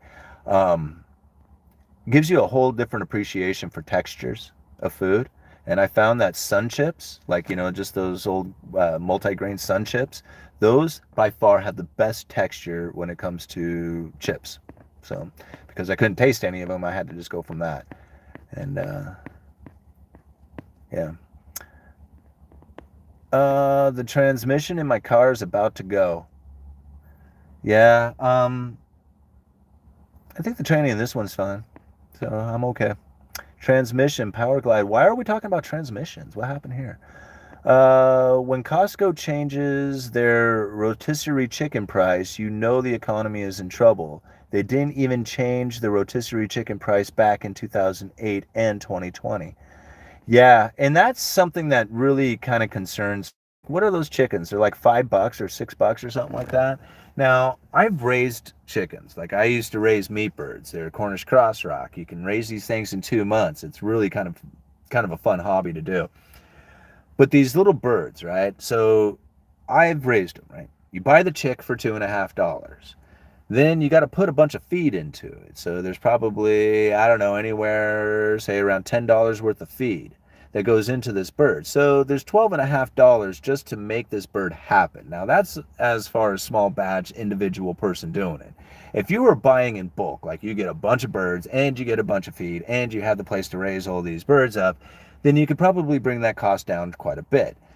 But by the time you buy the chick, feed the chick, take the bird, right? Because once it's raised, then you got to butcher the bird, you got to process the bird, then you got to send it off to a place that gets cooked, and then you sell it to somebody. And during all those different parts of creation of or the manufacturing of the product itself, the distribution, the cooking, and the selling of it, at $5, that doesn't leave a whole lot of room for quality, right? So that's what concerns me about those rotisserie chickens. They're good. I mean, I've eaten them before, but I think about that, like how much time and effort and energy goes into raising a bird and how much cost goes into that. How is it that you can sell a bird for that cheap, whole, cooked? Like I said, doesn't leave a whole lot of room for quality. All right. Thank you, Levi, man. You just loaded me up today. I totally appreciate it. I'll keep loading you up if you promise to buy a beer. Well, I will promise to buy you a beer, but I haven't drank alcohol in over 7 years now. I gave up alcohol, was fairly heavy into alcohol for quite a while, and I've given it up. But there is some really, really good non-alcoholic beers out there now, and I will definitely go buy some of those, and I will enjoy those on my days off. So I will buy a beer. Thank you very much. Inflation is always and everywhere a monetary phenomenon in the sense that it is and can be produced only by a more rapid increase in the quantity of money than in output. Yeah, that's Freeman. All right, amazing where this channel has gone. I was here in the beginning and it's literal and it's really is incredible. Well, thank you, Dominic. Yeah, I totally agree. I went back and I was watching some of my earlier videos, like first 20, 30, 40 videos that I had put out. And man, it's really amazing the difference that has come. I mean, both just in me in general. Like I was just looking at like my physical appearance back then. There was a lot more stress. I wasn't taking care of like my physical appearance, letting my hair kind of do whatever. I would wear a hat all the time, not shave my face. Um, I was in a different time, like a different place, even just, attitude and everything. And this channel really has changed my life. Like I can't tell you how much I appreciate it. Like I was not doing well, I mean, I was not doing well and I didn't know what I was going to do for the future. I just figured that I was just going to end up being a broke ass my entire life and gonna do my best to keep from landing on the streets and being homeless. I mean, that was literally like what I was thinking. I was just like, man, what are you gonna do to prevent that from happening? And starting this channel and getting the little attention I did in the beginning, like, like it was people like you, Dominic. It was you early followers and watchers and the few comments. They were like, man, I love the channel, keep up the work, you're doing good, man. And it was those comments, those guys who were encouraging me to keep going. It felt good. It felt like, man, right on. This is before like any kind of money was, and there was no money involved in time. It was just like this feeling that I was doing something good, and it gave me a goal. And like I didn't have any goals like at the time, and I realized that was part of my problem. Like a lot of people, they don't understand why it is that they don't have like stuff going on in their life, and it's probably because you don't have a worthy goal. And it doesn't need to be like something that you make money at. It just needs to be something worthy. Like, I mean, volunteering is a great way to find it. Volunteering your time, and if you could find that worthy goal, then you got a direction with your life. Once that starts to happen, all kinds of other good things start to take place. But once you find that worthy goal to pursue, like I did with this channel, and I found it in the early days with your comments, and I thought, okay, this is it. This is where I should go with it. I need to study more. I need to come up with more things to talk about, put these videos out. And when I started doing that, I started growing as a person. I started realizing, man, you have a lot of emotional issues you need to deal with, and that was one of them. Like as I'm doing this, I'm discovering a lot more about who I am and the things that I had issues with in the past and stuff. And so like when I say it's changing my life, it's literally changing the way I think, the way I behave, the way I live, everything about it. I mean, you guys are literally changing the way I am, who I am. All right. Shout out to YouTube. Yeah, I mean, I know that a lot of people complain about this particular platform, but I mean, I love YouTube. I mean, I have a lot of gratitude for what it's done for me. I mean, we may have been able to do this on other platforms, but this is the one that happened on. All-nighter, right on. Not here from the beginning, but here to the end. Well, thank you, All-nighter, man. I really appreciate that. You're a good dude. I met All-nighter in Houston at the Rebel Capitalist event. If everyone started a business, there wouldn't be any employees. That's true. That's very true. You can start a business if you know how to make something everyone wants. Yeah. Okay, guys. Anybody can start a business, right? And this is a little bit of embarrassing, but there was a lot of reasonings behind it that was more than just what it appeared to be. So a long time ago, anytime that I was like I lost my job, if I needed some sort of income and I couldn't find a job, I would do the same thing and it would work every single time. I would start a business picking up dog poop, right? I would literally, I know this sounds funny, guys, right? But I would advertise for people. I would create business cards. I would go out there and try to find somebody who would pay me to pick up the dog poop out of their yard. And now I know this sounds really funny, but it's that mindset and the effort of actually pursuing that got me employment almost always right away. I think somebody actually paid me one time $20 to go pick up the dog crap out of their yard.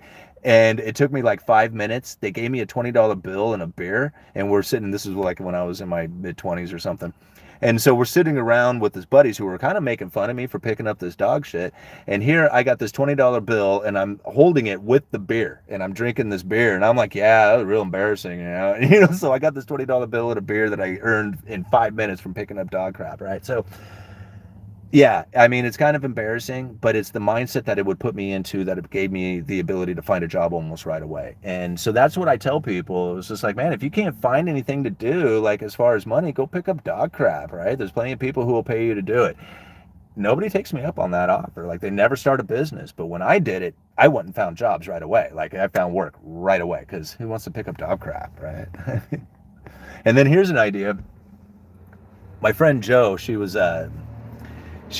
were joking around about it because she was doing landscape and she was doing like lawn care and stuff like that. And part of their job description was picking up the dog crap out of this yard before they mow. And she says, I ain't doing it. I'm like, why wouldn't you do it? It's super easy. You don't even have to do a good job out of it. Like who's going to care like about the quality control of your dog picking up abilities or dog poop picking up abilities? And she was like, no, I ain't going to do it. I said, oh, I tell you what, how about this? I'll pick up the dog poop and we'll travel around in a van that we can make coffee in. So we'll drive and deliver coffees to people and I'll pick up dog poop out of the yard and we'll call it mud doggers, right? Isn't that a great business? Anyway, let's move on. $10 from Johnny Midas. Thank you so much. Been clean and sober 5.5 years and investing and learning about money ever since. Yeah, I think about the same. Like, I mean, was studying economics before I quit drinking, but it was when I quit drinking that I actually started moving towards investments, like actually started putting money towards savings and then buying things that I would feel would be like investments for the future. But it really didn't start happening until after I quit drinking. So again, like, that was very a critical pivotal jeez, I cannot speak. Pivotal moment for me was the giving up of alcohol. All right. Hey, thank you very much. The dude over there, O2, for the $5 Canadian. Just wanted to say hi from British Columbia, Canada. Really enjoy your channel. I also been sober for 12 years. Want to congratulate you on your sobriety, Mike. Well, thank you very much, Mike. Yeah, I mean, those of us who have struggled and overcame it and then stuck it out. Like, there's plenty of times, and I'm sure probably Mike would agree to this, that over the 12 years, there's been plenty of times in your life where you're thinking, okay, well, I can handle it. I'm going to get a drink today. And then you look back on your life and you realize that, no, you can't just have a drink today. Because if you just have that one drink today, it's going to turn into more drinks. And then pretty soon you're going to be back into that life that you had lived. And it will be as if nothing had changed from the time that you were an alcoholic. So we understand. I mean, we those of us who are in this group, we get it. Like, we know how hard it is to struggle every day, no matter how long it's been. It's been 12 years. I'm sure every day is still another struggle for it. It's nothing, that's something that doesn't go away. I mean, being an alcoholic changes your life. It will change the way you think. It'll change who you are. Much like having a YouTube channel, only different. Intoxication makes you weak. Yeah. My dog poops in my neighbor's yard every day. Now that is the way to not have to deal with it, isn't it? Just let him go in the neighbor's yard. Doggy Poopers TV reality show. Yeah, there you go. What was the name? There's a company up in Seattle that does this. Pooper Troopers. That's it. Pooper Troopers. They have like, yeah, go check them out. Pooper Troopers. I don't know if they still exist, but they did for a long time there. I was going to model my business after theirs. Pooper Troopers. Let's see here. I bet wealthy people will hire private security. Guaranteed. Guaranteed. That's one of the things that I kept trying to tell people, as they're like all these Portland rioters and stuff like that, they're busting up the police and they're, giving them a hard time, and the city isn't giving their support. Like the city officials weren't supporting the police department, not like they should have been, right? Not in my opinion, anyway. And I know a lot of people might argue about that, saying police are corrupt and all that other stuff. That's fine. So be it. Whatever. Okay, they're corrupt. You get rid of the police force, and I guarantee you the only people who will have any security will be the rich. Everybody else will suffer with no police force. So if you think they're bad or think it's bad now with the police force, try living without them at all, right? Then you'll have to, you're only relying upon yourself, and no help from the police whatsoever. Good luck with that if you don't know what you're doing. Does Pooper Troopers go to homeless encampments? I guess they would if you paid them. I mean, I don't know. I never really talked to those guys. Gotta have law and order. Yeah, that's for sure.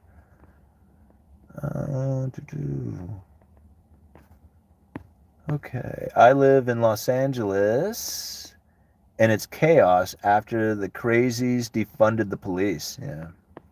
I would not. I would not want to be in an environment like that. That's very difficult to try and manage. Like I see, like the police force in Astoria are. I mean, I like the Astoria police force. Anytime I've ever had an interaction with them, they've been very professional. They're kind. I mean, like as far as just dealing with them, even when I've been pulled over, they've been very very respectful of everything. I mean, I like the Astoria police force. So they're the ones that I've only really ever had any dealings with. A little bit of county and a little bit of state, but never like I had to deal with like a police force from like a really bad area, like, inner city kind of police force. No, I've never done that. We need more sheriff, less police. Yeah, I agree. I think there should be much more sheriff department type of enforcement as opposed to city or state. I know some lends equipment for businesses. I know someone lends equipment for businesses. Uh, that bridge is freaky at night. Yeah, you're talking about the Megla Bridge? It is. And crossing over it is quite it's pretty interesting because like at one point the bridge is 4.3 miles. The actual river width I think is like 3 miles or something like that. So about a mile and a half into it, I mean, you are pretty much out in the middle of the river surrounded by water. There's like, land's a little ways away from you. So it is a little bit freaky, especially at night or in the fog, like when it's really foggy out, because, like, man, how far away is land? I think government, municipalities, and agencies are just terrible at spending money. Yep, I agree. I believe in owning firearms. I do too. I totally agree with that. I think everybody should be armed. And that's kind of a weird statement to think, but I do agree with that. They're awful at budgeting. Have you seen the movie Short Circuit? Have I seen it? It was made here in Astoria. Every Astoria movie, everybody here has seen multiple times. In fact, it's pretty cool. The Short Circuit house, I met the guy who owns that house now, and he's been coming down picking up materials. He's remodeling that to look just like it did in the movie, and then he's going to make an Airbnb out of it with the Short Circuit theme. Thought that was brilliant. I thought it was a great idea. Uh-oh. Where'd you guys go? How do I flip my camera around again? Oh, I made it too small. That's what happened. I zoomed out. Oh, come on. There we go. Sorry about that, guys. Just sitting there trying to scroll through the comments, and I zoomed the camera out, or in. Our police force is down 200 officers. Thanks, lefties and politics, especially county attorney. Any suggestions for an inspiring content creator?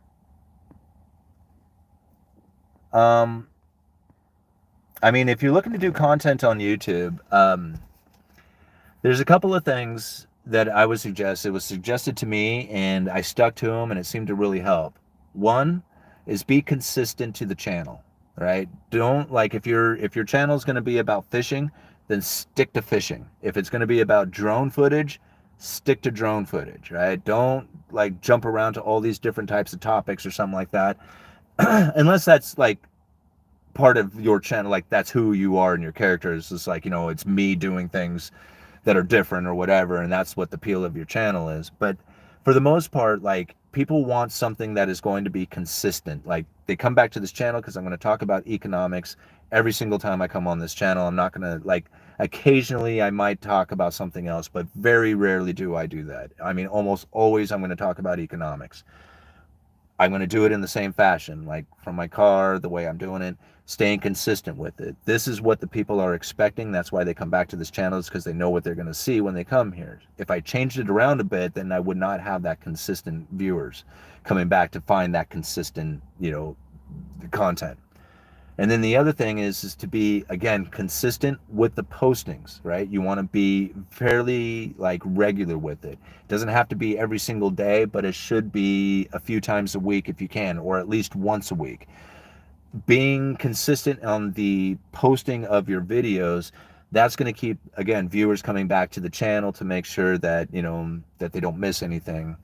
Posting videos every day like I do is really helpful because people are almost anticipating that I'm going to do a video every day. And when I don't do one, they're like, hey, where's your video, man? You got to go get one. So they're eager. They're like almost asking for it. So that's how you kind of do those two things. After that, it's going to be like finding places to post your videos in order to get started, because you can like make a video, but then nobody's going to watch it if you don't share it or get it out there for people to see. And then once people start seeing it, YouTube will recognize, oh, okay, well, this is the type of audience that you have. We're going to grab your videos and we're going to go out there and see if we can't find that audience for you. And so you can help YouTube out by finding that audience ahead of time, by sharing your video to the audience, like, or of people who you want to see your videos. So like, if you have like a fishing channel, then you're going to want to post your videos on like fishing forums or something like that.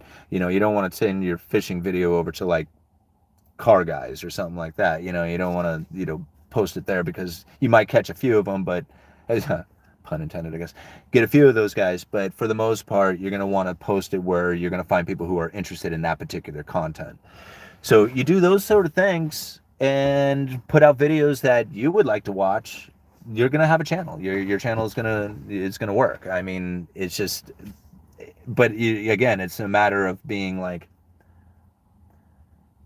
determined too, right? I mean, a lot of times you have to put out videos that nobody's going to watch, and you have to continue to put the videos out as if people are watching them, because that's what it takes. You pretty much have to behave as if it was already a successful channel in order to have a successful channel. It's like a self-fulfilling prophecy again, like inflation expectation. All right. Thank you so much, Damon Kelly, for the $9.99. Thought you were wrapping this up in 30 minutes. Lots of laughs. Laugh out loud. Thanks for the overtime. Yeah, I was. In fact, I'm going to go ahead and call it quits now because I should probably going home and hanging out with the family before everybody goes to bed. Never underestimate the power of stupid people in large groups. Yeah, boy, ain't that the truth.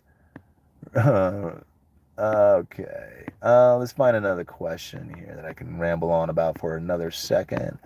I'm starting a YouTube channel soon. It's almost ready, very similar to Mr. Nightmare material. If you don't love what you do, you already lost. Yeah.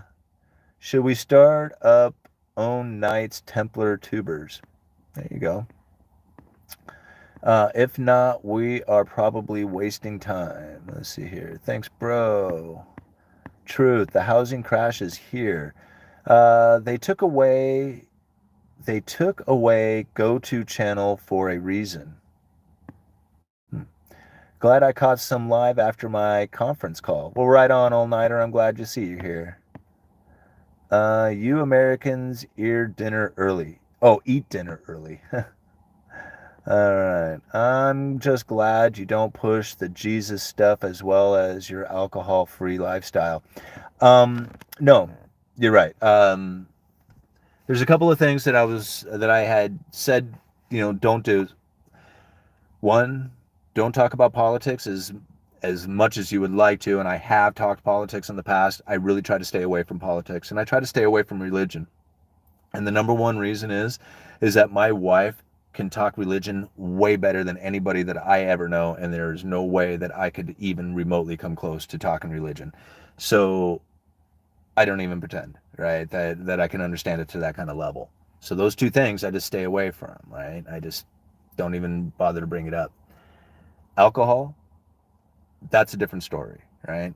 If I could, at any given time, try to help somebody to recover from being an alcoholic, or just try to conduct their life after they have quit, because it's not just a matter of not taking the drink, right?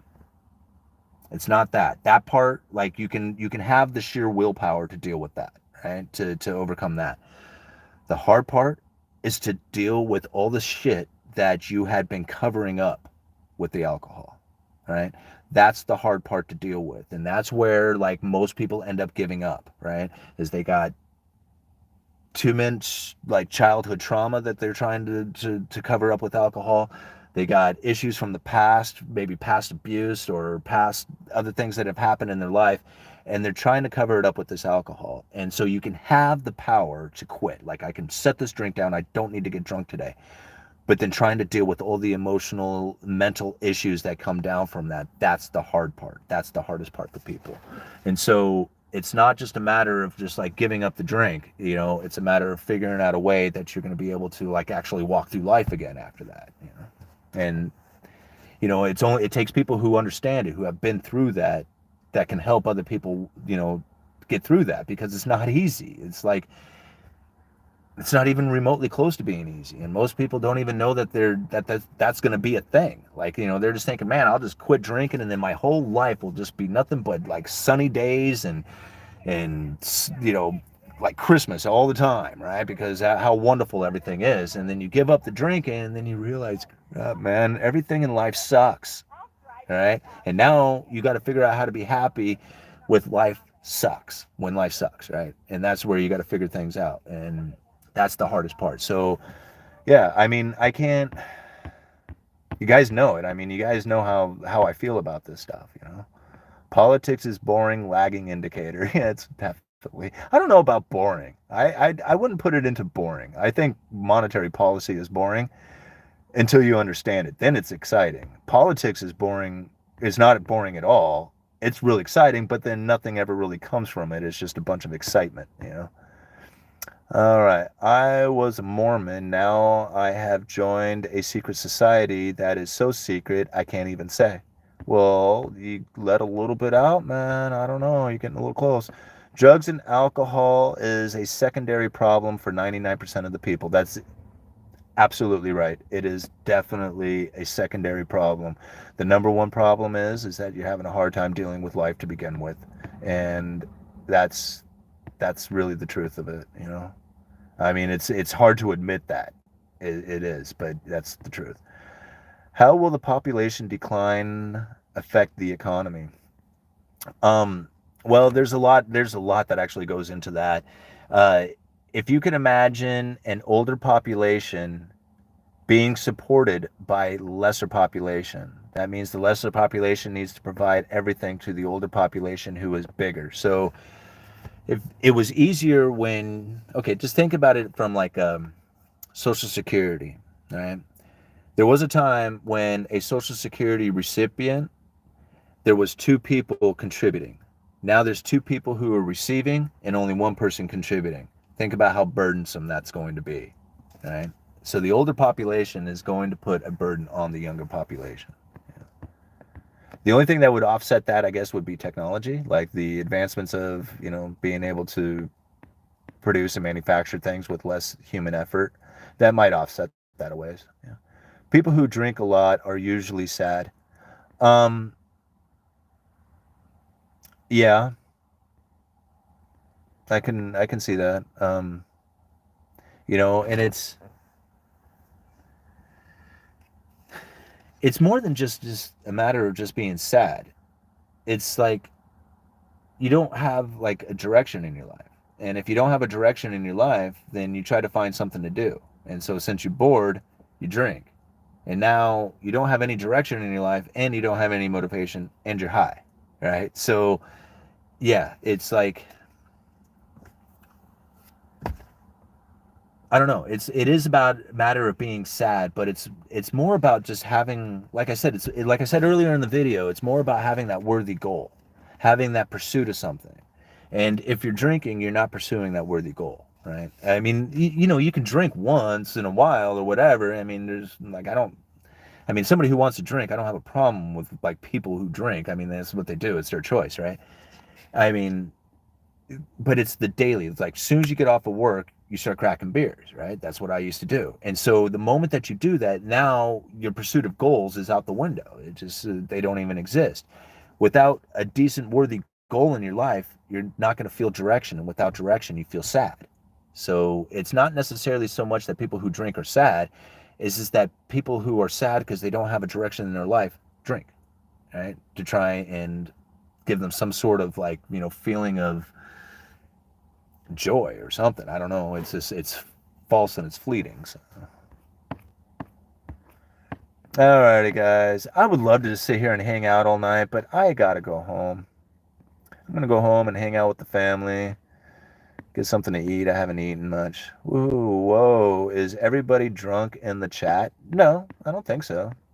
I'd imagine there's some people drinking in the chat, though, and I'm sure they're probably enjoying it. And they're probably thinking, bro, get off the alcohol thing, man. I just want to enjoy my beer. You're killing my buzz. All right. Thank you for the solid advice. You bet, man.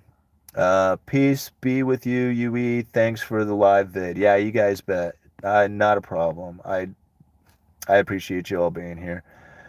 All right. I schedule and plan my drinking, which is very infrequent. Well, no, see, now that's smart. That's like, you know, that's a responsible, reasonable way of doing it. I'm going to do it on this day, and I'm going to do it for this reason. You know, that's a great way to do it. I can drink once a week. All right, guys. You guys are awesome. Thank you, everybody, for all the great support with the super chats. I cannot thank you enough how much you guys support this channel. It's so awesome. We had close to 600, almost 600 of you in the chat at one point. 515 likes. Can't thank you enough for hitting that like button. You guys are always so awesome for doing that as well. Uneducated Economist, you guys let me know.